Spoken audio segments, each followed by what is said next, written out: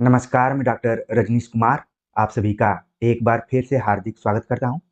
आज के video lecture में हम री exam UGC net Hindi practice set number 2 के ऊपर बातचीत करेंगे। जो भी विद्यार्थी इस एग्जाम में दोबारा बैठने जा रहे होंगे, उनके लिए तो ये प्रैक्टिस सेट महत्वपूर्ण है ही। साथ में ऐसे विद्यार्थी जो आगे की परीक्षाओं की तैयारी में लगे हुए हैं और नए पैटर्न को समझना चाहते हैं या फिर किस तरीके से पढ़ते हुए प्रश्नों को अपने माइंड में तैयार करें, उनको समझें, तो उस प्रोसेस को ध्यान में रखते हुए हमने कुछ प्रश्नों को यहाँ पर रखा हुआ है, जिससे कि आपको आइडिया मिल सकती है। तो चलते हैं, बात करते हैं पहले क्वेश्चन के ऊपर। पहला प्रश्न यहाँ पर पूछा गया है, भाषा के संदर्भ में उसकी विशेषताएं हैं। भाषा परिवर्तनशील है, भाषा अनुकरण द्वारा नहीं सीखी जा सकती, भाषा अर्जित संपत्ति है, भाषा व्यक्तिगत संपत्ति है, भाषा जटिलता से सरलता की ओर उन्मुख होती है। तो यहाँ पर आप देख रहे हैं कि भाषा को ध्यान में रखते हुए सवाल पूछा गया है, उसकी विशेषताओं को ध्यान में रखते हुए सवाल पूछा गया है। तो आपके मन में आना शुरू हो गया होगा कि हमने भाषा की परिभाषाओं को पढ़ते हुए या फिर उसकी विशेषताओं को पढ़ते हुए किन किन बिंदुओं को पढ़ा था। तो जिसमें आप देख रहे हैं, भाषा परिवर्तनशील है, भाषा अर्जित संपत्ति है, भाषा जटिलता से सरलता की ओर उन्मुख होती है। यानी इसका जो कूट बन रहा है यहाँ पर, कूट होना चाहिए ए, सी और ई।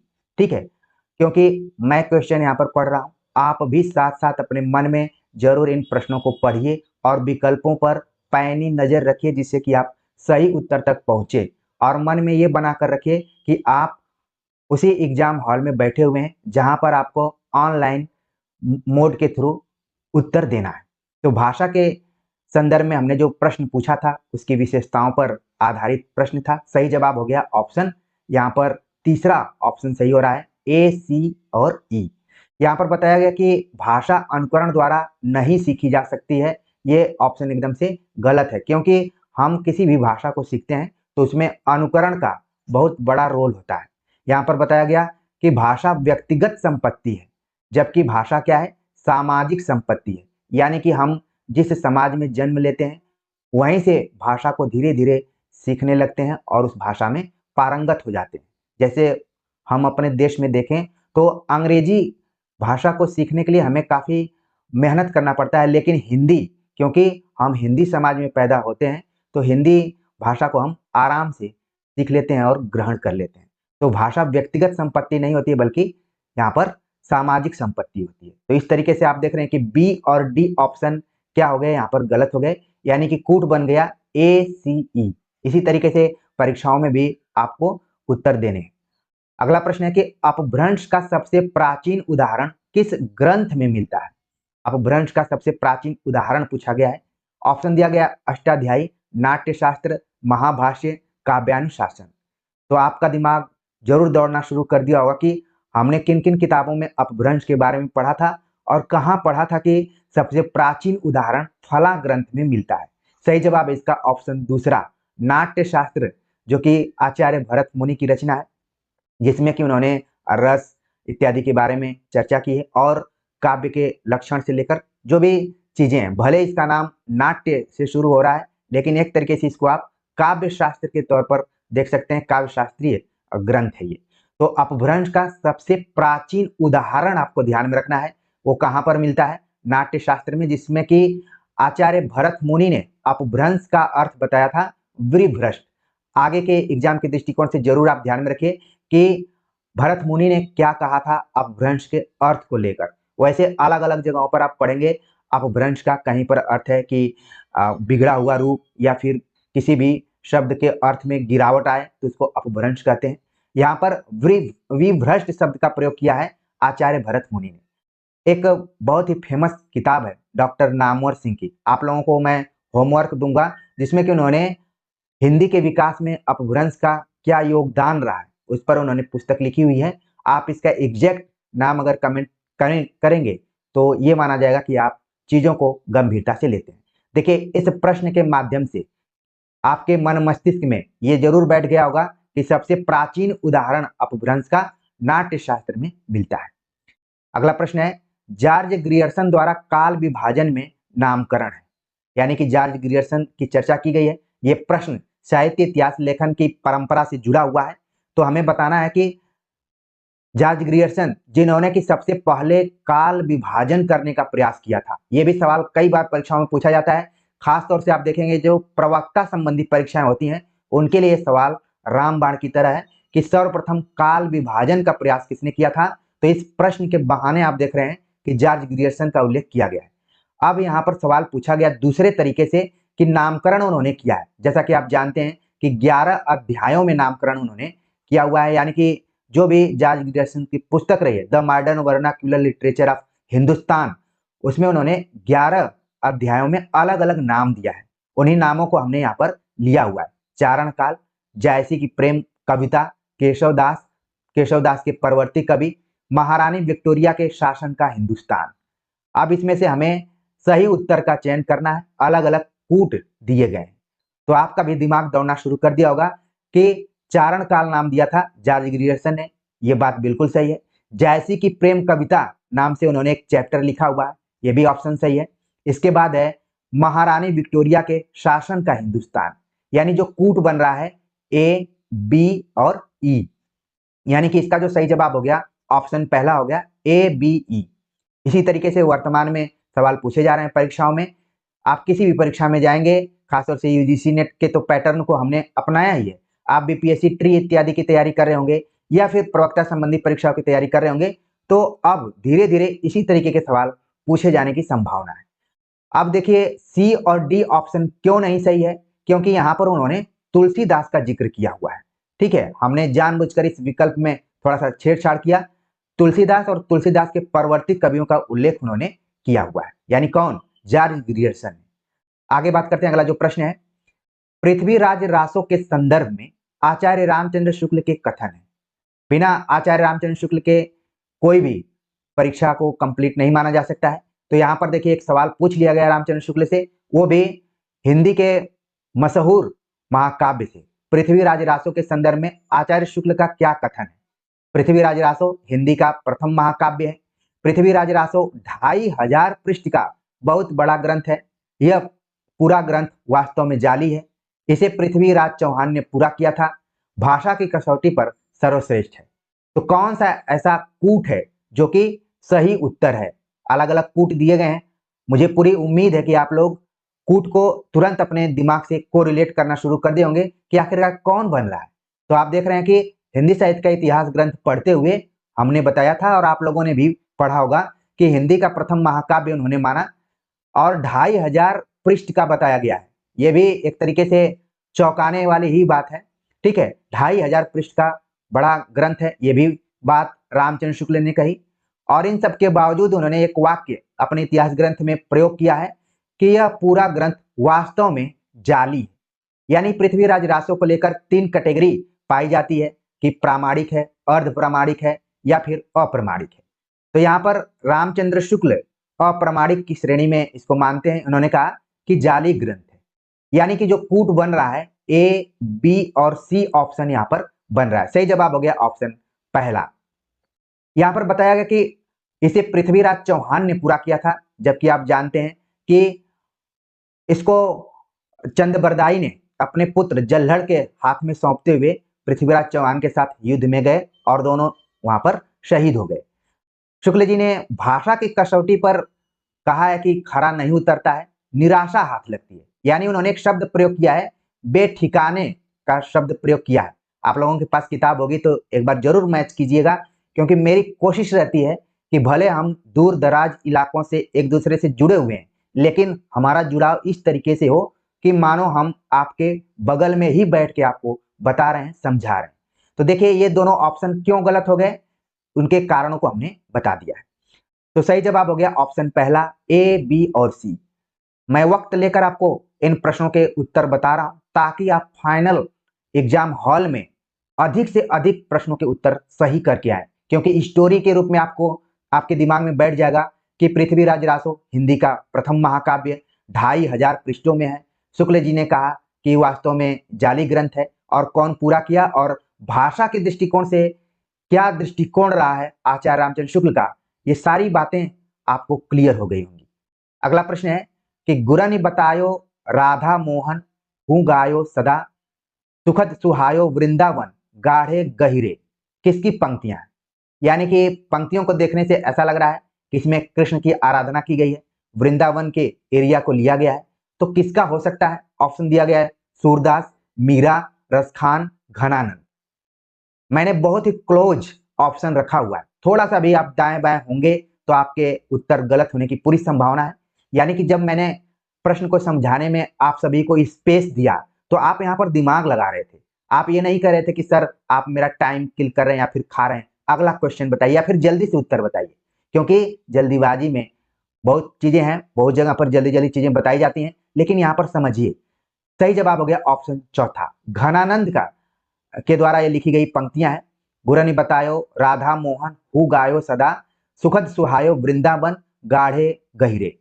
चूंकि कृष्ण और राधा की बात की गई है, वृंदावन की बात की गई है, तो यहाँ पर संभावना में सभी ऑप्शन 25% तो यहाँ पर सही प्रतीत हो ही रहे होंगे, लेकिन 100% सही क्या हो गया? घनानंद है। जैसा कि आप जानते हैं कि घनानंद सुजान से प्रेम करते थे और फिर मोहम्मद शाह रंगीला ने उनको निर्वासित किया और जाकर कहां पर बस गए? वो वृंदावन में, और एक संप्रदाय से भी जुड़े और लगातार सुजान को ही कृष्ण के रूप में आराधना करना शुरू कर दिए। ये पूरी स्टोरी आप कहीं न कहीं सुने होंगे या फिर पढ़े होंगे। आगे बात करते हैं, अगला जो प्रश्न है काफी इंटरेस्टिंग प्रश्न है। आचार्य मम्मट के काव्य प्रयोजन के संदर्भ में पहले से बाद के क्रम है: यश, अर्थ, लोक व्यवहार, अमंगल का नाश, कांता समेत उपदेश। विकल्पों का सही उत्तर हमें यहाँ पर चयन करना है, यानी कि कूट पर आधारित है। मम्मट के काव्य प्रयोजन को लेकर अगर मैं कहूं तो अब तक हिंदी बल्कि भारतीय काव्य शास्त्र की बात करें संस्कृत आचार्यों में, तो सर्वाधिक प्रसिद्ध काव्य प्रयोजन अगर किसी का है तो मम्मट का है, और उन्होंने 6 तत्वों की बात की है, और यहाँ पर हमने उसमें से 5 तत्वों को आपसे पूछ ही लिया है। तो क्रम बताना है, थोड़ा सा प्रश्न को हमने मोड़ दिया हुआ है ताकि आप अपने दिमाग को रबर की तरफ फैलाएं। एक यहाँ पर कोटेशन है, उसी कोटेशन को हमने तोड़ दिया है, ठीक है। आप लोगों को याद भी होगा काव्यम यशसे अर्थकृते, उसी आधार पर यहाँ पर सही जवाब देना है। हमारे कई विद्यार्थी सही जवाब देकर बैठे होंगे। सही जवाब है ऑप्शन पहला, ABCDE, यानी कि जो भी यहाँ पर क्रम बताया गया है एकदम से सीधे सीधे मैंने उन क्रमों को उठा लिया है, ठीक है।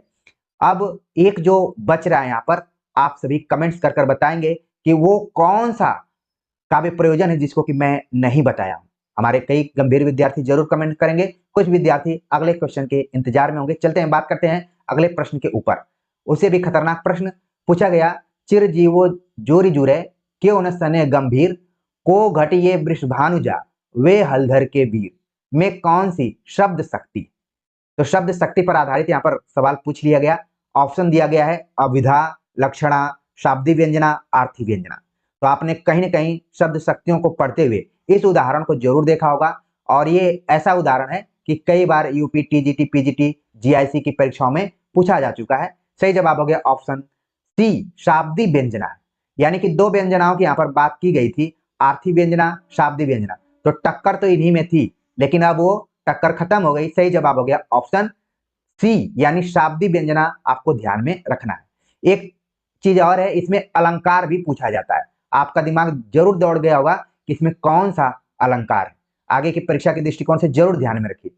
अगला प्रश्न है जो कि आप सभी के लिए नया प्रश्न हो सकता है, भारतेंदु हिंदी की जातीय परंपरा के संस्थापक हैं, यह किसका कथन है? रामचंद्र शुक्ल, हजारी प्रसाद द्विवेदी, रामविलास शर्मा, बच्चन सिंह। तो यहाँ पर हमें बताना है कि भारतेंदु हिंदी की जातीय परंपरा के संस्थापक हैं। अगर इसको कहा जाता कि आधुनिक हिंदी साहित्य के जनक कौन माने जाते हैं तो भारतेंदु आ जाते, लेकिन यहाँ पर आलोचक का पूछा गया है। सही जवाब हो गया ऑप्शन सी, रामविलास शर्मा ने पुस्तक लिखी भारतेंदु हरिश्चंद्र और हिंदी नवजागरण। क्योंकि आपके इकाई 4 में यूजीसी नेट में वैचारिक पृष्ठभूमि के अंतर्गत भारतेंदु और हिंदी नवजागरण के बारे में पढ़ना है, वहीं से इस सवाल को उठाया गया। यहाँ पर देखिए, जो जातीय शब्द का प्रयोग रामविलास शर्मा करते हैं वो किसी कास्ट के संदर्भ में नहीं है, बल्कि वो नेशन के संदर्भ में। इस चीज को आपको समझना है। यानी कि हिंदी पट्टी जिसको हम कहते हैं, वो एक तरीके से एक खास राष्ट्रीयता को सामने लाने का प्रयास करती है।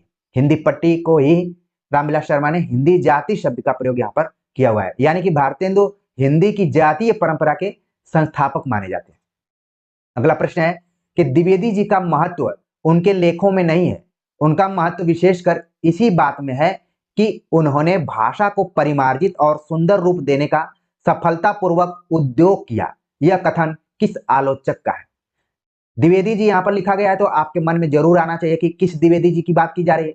लेकिन अब आप इतना समझ चुके होंगे या फिर परिपक्व हो चुके होंगे कि जब भी भाषा को परिमार्जित और सुंदर करने की बात आएगी तो वहां पर महावीर प्रसाद द्विवेदी की चर्चा की जाएगी। यानी कि आपको महावीर प्रसाद द्विवेदी के संदर्भ में इस कथन को लेना है। और किसने इस बात को कही है? सही जवाब हो गया ऑप्शन बी, श्याम सुंदर दास ने महावीर प्रसाद द्विवेदी की प्रशंसा करते हुए या फिर उनकी विशेषता को ध्यान में रखते हुए बात कही है कि उनके महत्वों की अगर बात करें तो उनके लेखों में नहीं है, बल्कि विशेषकर किसमें है? भाषा को परिमार्जित और सुंदर रूप देने का जो उन्होंने सफलतापूर्वक उद्योग किया। यहाँ पर इस शब्द पर जोर देना है। जैसे हम लोग जो भी एग्जाम की तैयारी करें, ये एक तरीके से उद्योग है। उद्योग शब्द अपने आप में परिश्रम, मेहनत और उसमें जो भी कंटिन्यूटी है उसको दर्शाता है। आगे बात करते हैं। अगला जो प्रश्न है कि हिंदी स्वराज की मूल भाषा क्या थी? हिंद स्वराज की मूल भाषा क्या थी? यहाँ पर हमें बताना है। हिंद स्वराज जैसे आया आपके दिमाग में जरूर आ गया होगा कि ये महात्मा गांधी की रचना है या फिर पुस्तक है।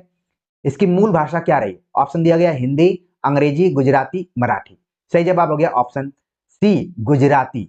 जो कि सन 1909 ईस्वी में इस पुस्तक को महात्मा गांधी ने लिखा था। अब देखिए, अगर इस प्रश्न में आप दिमाग लगाएंगे तो हो सकता है कुछ विद्यार्थी हिंदी दे दें, कुछ विद्यार्थी अंग्रेजी दे दें, कुछ विद्यार्थी जो अभी पहली बार एग्जाम में गए और बिना ऑप्शन को पढ़े ही उन्होंने टिक लगा दिया कि गुजराती ही हो सकता है, जबकि वो इसका सही आंसर नहीं जान रहे। जो विद्यार्थी लगातार तैयारी करके जा रहे हैं और उनको लग रहा है कि हिंद स्वराज यार हिंदी में है कि अंग्रेजी में है कि गुजराती में, किस में है, उन्होंने थोड़ा सा दिमाग लगाया और बोला कि चलिए मैं अंग्रेजी में लगा देता हूं, क्योंकि दक्षिण अफ्रीका में गए थे तो वहां पर क्योंकि ज्यादा नॉलेज अगर आपके पास होगा तो आप आंसर को यहाँ पर करेंगे। कई बार हमने देखा है, अपने लाइफ में भी देखा है और परीक्षार्थियों के अनुभवों के आधार पर भी बताया जा सकता है कि जिस प्रश्न में आप थोड़ा दिमाग लगाना शुरू किए तो उसमें 95% उसका आंसर गलत होने की संभावना रहती है। अब देखिए, जो विद्यार्थी कुछ नहीं पढ़ा, उसको पता ही नहीं, बस उसको इतना मालूम है कि महात्मा गांधी का जन्म गुजरात में हुआ था, पोरबंदर भी नहीं पता है, तो भी वो बोल देगा सीधे सीधे। और उस दिन परीक्षा के दिन वो पूरा बोलेगा कि मुझे तो पता था कि गुजराती में ही हिंद स्वराज लिखा गया। लेकिन अब पता था, नहीं पता था, लेकिन इस प्रैक्टिस सेट के माध्यम से सभी विद्यार्थी अपने दिमाग में रख लें कि हिंद स्वराज की जो मूल भाषा थी वो गुजराती थी। आगे बात करते हैं। अगला जो प्रश्न है, महादेवी वर्मा की पंक्तियों के संदर्भ में सही है। बीन भी हूं मैं तुम्हारी रागनी भी हूं, बादल को घिरते देखा, फिर विकल है प्राण मेरे, यह दीप अकेला, यह मंदिर का दीप, इसे नीरव जलने दो। ये सभी पंक्तियां दी गई हैं और पूछा जा रहा है कि महादेवी वर्मा के संदर्भ में सही उत्तर का चयन यहाँ पर करना है। तो बड़ा ही बारीकी से, सूक्ष्मता से अगर आप थोड़ा सा जल्दबाजी इस प्रश्न में किए तो आंसर गलत होने की संभावना। आप देख रहे हैं कि आपके सिलेबस से ही मैंने इसको लिया हुआ है। देखिए कैसे प्रश्न का रूप दिया जाता है, इसको भी आप समझ रहे होंगे। बीन भी हूं मैं तुम्हारी रागिनी भी हूं, ये ऑप्शन सही है। फिर विकल है प्राण मेरे, ये भी सही है। और यह मंदिर का दीप, इसे नीरव जलने दो, ये भी ऑप्शन क्या यहाँ पर सही है। यानी कि आप देख रहे हैं कि ACE कूट यहाँ पर बन रहा है। जल्दीबाजी में आप देखेंगे कि बादल को घिरते देखा, मैं नीर भरी दुख की बदली। बादल और बदली शब्द का प्रयोग बार बार महादेवी वर्मा भी करती हैं, लेकिन यह कविता किसकी है? नागार्जुन की है। यह दीप अकेला, दीप की भी चर्चा बार बार महादेवी अपनी कविताओं में करती रही है। तो यहाँ पर आप देख रहे हैं कि दीप से रिलेटेड यहाँ पर ऑप्शन ई सही है, लेकिन डी जो है वो क्यों गलत है? इसलिए गलत है कि ये महादेवी का नहीं है बल्कि किसका है? अज्ञेय का है। आपके दिमाग में भी आ रहा होगा, लेकिन यहाँ पर आपको हमने बता दिया। अब वो विद्यार्थी जो PDF को लेकर परेशान रहते हैं, कुछ तो लिखते हैं कि सर अगर आप PDF दे देते तो बहुत बड़ी कृपा होती, यानी कि PDF के बिना कुछ कृपा रुकी हुई है। क्योंकि मेरा प्रयास ये होता है कि अगर आप मेरे साथ आधा घंटा 25 मिनट व्यतीत करते हैं तो आप बहुत चीजें सीखेंगे। ये सिर्फ PDF नहीं है, ये आपके जीवन को सफल बनाने वाला प्रयास है। ठीक है, तो इसलिए PDF को बार बार ध्यान में मत रखिए और PDF जब जरूरत पड़ेगी तो जरूर दिया जाएगा, घबराने से नहीं होगा। आप वक्त दीजिए। यहाँ पर देखिए, बातों ही बातों में मैं सोचता हूँ कि हर क्षण आपको कुछ कीमती लगे। यहाँ पर मैं बकवास करने की कोशिश नहीं करता हूँ। फिर देखिए प्रश्न के माध्यम से आपको कैसे सतर्क रहना है, उसको ध्यान में रखिए। तो सही जवाब क्या हो गया? ACE। तो ऑप्शन तीसरा यहाँ पर है ACE। आगे बात करते हैं, अगला जो प्रश्न है, नागमती वियोग खंड की पंक्तियों का पहले से बाद के क्रम है। यानी कि आपको नागमती वियोग खंड भी ध्यान में रखना चाहिए। और इस पूरे वियोग खंड पर हमने व्याख्या सहित वीडियो बनाई हुई है। लगभग 18-19 पद हैं इसमें, और आपको 4-5 वीडियो मिल जाएंगे। पूरी चीजें चैनल पर मौजूद हैं। बस आपको मेरे प्रति विश्वास जागृत करना है और अपने लगन और मेहनत पे विश्वास करना है, तो सफलता मिल जाएगी। नागमती वियोग खंड की पंक्तियों का पहले से बाद के क्रम में हमें बताना है। 5 पंक्तियां दी गई। नागमती चितौर पथेरा, पीऊ वियोग असबाउर जीव, पाट महादेई हियन हारू, चढ़ा अषाढ़ गगन घनबाजा, सावन बरस में अति पानी। यानी कि सभी पंक्तियां किसकी हैं? नागमती वियोग खंड जायसी द्वारा लिखी गई। ठीक है, अब इसका क्रम हमें बताना है। क्रम नीचे ABCDE के रूप में दिया गया है। आप भी अपना दिमाग दौड़ाना शुरू कर देंगे कि हमने तो नागमती वियोग खंड पूरा बढ़िया से पढ़ा था, क्या इसमें ABCD वाला ऑप्शन सही है? सही जवाब है ABCDE। मैंने कोई छेड़छाड़ यहाँ पर नहीं किया है।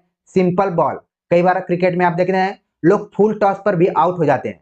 कई बार हम क्रिकेट देखते हुए कहते हैं तो ये तो फुल टॉस थी, इसको तो बाउंड्री के बाहर करना चाहिए था, लेकिन यहाँ पर खिलाड़ी आउट हो गया। ये वैसे ही खिलाड़ियों के लिए है जो ललचाती हुई बॉलों पर आउट हो जाते हैं। यहाँ पर देखिए आपको ललचाया गया था, ललचाया गया ABCDE। आंसर पता होने के बाद आपको लगेगा ये तो बहुत ईजी था, लेकिन जब तक आप इस प्रश्न को देख रहे हैं इसको कठिन मानकर ही चलिए। चलते हैं आगे, बात करते हैं। अगला जो प्रश्न है यहाँ पर सुमेलित वाला प्रश्न पूछा गया। एक तरफ उपन्यास है, दूसरी तरफ प्रकाशन वर्ष को यहाँ पर रखा गया है। देवरानी जेठानी की कहानी, मानस का हंस, राग दरबारी, मैलांचल, इनके प्रकाशन वर्ष पर सवाल पूछा गया है, सुमेलित करना है। तो आपके दिमाग में आना शुरू हो गया होगा कि ये उपन्यास कब कब लिखे गए। तो देवरानी जेठानी की कहानी उपन्यास है, भले कहानी लगा हुआ है लेकिन क्या है, ये उपन्यास है। 1870 A का 3 यहाँ पर हो गया। मानस का हंस 1972 B का 1, राग दरबारी 1968 C का 2, और मैला आंचल 1954। यानी कि ऑप्शन पहला यहाँ पर सही जवाब है। आगे बात करते हैं, अगला जो प्रश्न है, अंधा युग के अंकों के शीर्षकों का पहले से बाद के सही क्रम है। अंधा युग आपके मन मस्तिष्क में आ गया होगा कि 5 अंक हैं और उन 5 अंकों के अलग अलग शीर्षक हैं। तो एक प्रश्न यहाँ पर बन गया, कौरव नगरी, पशु का उदय, अश्वत्थामा का अर्ध सत्य, गांधारी का श्राप, विजय एक क्रमिक आत्महत्या। सही उत्तर का हमें चयन करना है। और आपको लग रहा होगा कि ये तो पूरा क्रम से ही दिया गया है, हमने पढ़ा था कौरव नगरी पहला अंक, पशु का उदय दूसरा अंक, अश्वत्थामा का अर्ध सत्य तीसरा अंक, गांधारी का श्राप चौथा अंक, विजय एक क्रमिक आत्महत्या पांचवा अंक। कुछ अंक हैं जिनके बीच में कुछ अलग टॉपिक भी दिए गए। मेरा संकेत आप लोग समझ गए होंगे, ठीक है, कि उन अंकों के बीच में टॉपिक दिए गए अलग शीर्षक से। तो इसका जो सही जवाब हो गया ऑप्शन पहला है। ये भी एकदम से क्रम से ही दिया गया है, इसलिए दिया गया है कि आप कम समय में इन क्रमों को ध्यान में रखें या फिर कोई कोटेशन बना ले और उसके हिसाब से 5 अंकों को आप अपने दिमाग में रख लें। अगला प्रश्न है, निम्नलिखित चरित्रों को उनके रचनाओं के प्रथम प्रकाशन के अनुसार पहले से बाद के क्रम में लगाइए। तो यहाँ पर चरित्रों का नाम दिया गया है, उनके क्रम के आधार पर हमें जवाब देना है। यहाँ पर नाम दिया गया है रजनीकांत, संजय, गोवर्धन दास, सकटार, विलोम। हमने यहाँ पर एक और चतुराई की है, आप लोगों को गुगली देने का प्रयास किया है। यहाँ पर रचनाओं का मैंने विधागत परिचय नहीं दिया कि आखिरकार ये कौन सी रचना है। यानी कि बहुत सारे विद्यार्थी जान गए होंगे ये क्या है, नाटक का संदर्भ यहाँ पर लिया गया। जितने भी पात्र हैं वो किसी न किसी नाटक से जुड़े हुए, तो ये भी आपके दिमाग को खोलने का ही प्रयास किया गया है। रजनीकांत, जैसा कि आप जान रहे हैं कि सिंदूर की होली का पात्र है जो कि 1934 में प्रकाशित हुआ। संजय अंधा युग का है, ठीक है, 1954 में। गोवर्धन दास जो कि अंधेर नगरी का है, ये हो गया 1881 में। आप भी अपने दिमाग में रखिए। चंद्रगुप्त का हो गया शकटार जो कि 1931 में, और विलोम जो कि आषाढ़ का एक दिन हो गया 1958 में। यानी कि इस प्रश्न के माध्यम से न सिर्फ आप उत्तर जानेंगे बल्कि पात्रों का संबंध किन नाटकों से है, उन नाटकों का प्रकाशन वर्ष कब कब रहा है, ठीक है। तो अब क्रम बनाने में आसानी हो जाएगी। यानी कि पहले नंबर पर सी हो जाएगा, फिर इसके बाद दूसरे नंबर पर डी हो जाएगा, तीसरे नंबर पर ए, चौथे नंबर पे आपका हो जाएगा बी और पांचवें नंबर पर ई हो जाएगा। यानी कि सही जवाब हो गया ऑप्शन चौथा, C D A B E. ये कोटेशन यहाँ पर बन रहा है। ठीक है, तो यहाँ पर हमने कुल 15 सवालों पर आप सभी से चर्चा की। देखने में 15 सवाल थे, लेकिन इनका जो आप देख रहे हैं कि फॉर्मेट है वो नए पैटर्न के हिसाब से, तो थोड़ा इसमें वक्त लगा होगा, लेकिन आपके एक एक क्षण का यहाँ पर कीमत आपको मिल गई होगी। आपको अच्छा लगा होगा कि कम प्रश्न थे लेकिन लेबल के थे। आप अधिक प्रश्नों को हल करके क्या करेंगे जब उनका कोई लेबल ही नहीं रहेगा। तो देखिए, लेबल आधारित प्रश्न पूछे गए थे। आप सभी के यहाँ पर कमेंट्स का मुझे इंतजार रहेगा, और ये इन प्रश्नों की संख्या आगे बढ़ सकती है। आप इस चीज को भी ध्यान में रखिए। धीरे धीरे अपने कॉन्फिडेंस को आप लोग वापस लाइए, क्योंकि री एग्जाम की हम बात कर रहे हैं। तो यहाँ पर प्रैक्टिस सेट उसी हिसाब से धीरे धीरे कदमों से पहले हम अपने बेस को और मजबूत करेंगे, फिर प्रश्नों की संख्या धीरे धीरे बढ़ाते जाएंगे। लेकिन अब से मैं आप सभी से रिक्वेस्ट करूंगा कि इस चैनल को आप लोग सब्सक्राइब भी कीजिए और अपने दोस्तों को भी इसके बारे में बताइए। बाकी कमेंट्स का इंतजार रहेगा, लाइक इत्यादि आप लोगों के ऊपर निर्भर है। जो भी विद्यार्थी परीक्षार्थी लाइक करते हैं उनको मैं दिल से धन्यवाद करता हूं, और आगे इसी तरीके से नए टॉपिक और प्रैक्टिस सेट के साथ हाजिर होऊंगा। मिलते हैं, तब तक के लिए नमस्कार।